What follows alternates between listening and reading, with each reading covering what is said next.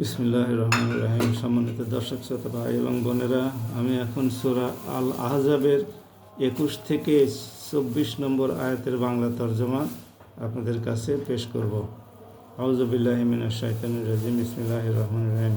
হে মুসলমানেরা, তোমাদের জন্য অবশ্যই আল্লাহ রসুলের জীবনের মাঝে উত্তম আদর্শ রয়েছে। এটা এমন একটি ব্যক্তির জন্য যে আল্লাহ তাআলার সাক্ষাৎ এবং পরকালের মুক্তির আশা করে। সর্বোপরি সে বেশি পরিমাণে আল্লাহ তাআলাকে স্মরণ করে।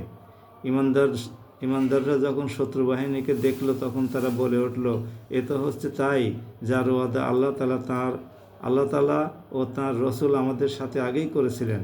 আল্লাহ তাআলা ও তাঁর রসুল অবশ্যই সত্য কথা বলেছেন। এ ঘটনার ফলে তাদের ঈমান ও আনুগত্যের পরিমাণ আরও বৃদ্ধি পেল। ঈমানদারদের মাঝে কিছু এমন লোক আছে যারা আল্লাহ তাআলার সাথে জীবন বাজির যে ওয়াদা করেছিল তা সত্য প্রমাণ করল। তাদের কিছু সংখ্যক মানুষ তো নিজের প্রতিশ্রুতি পূর্ণ করে শাহাদত লাভ করল, আর কেউ এখনও শাহাদতের অপেক্ষা করছে। তারা কখনও তাদের আসল লক্ষ্য পরিবর্তন করেনি।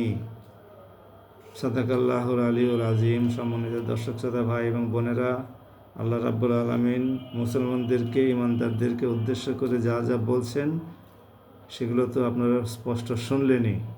এখানে আমাদের উপরে শত্রু বাহিনী ঝাঁপিয়ে পড়বে, সেগুলোকে মোকাবেলা করতে হবে দ্বিধাহীন চিত্তে।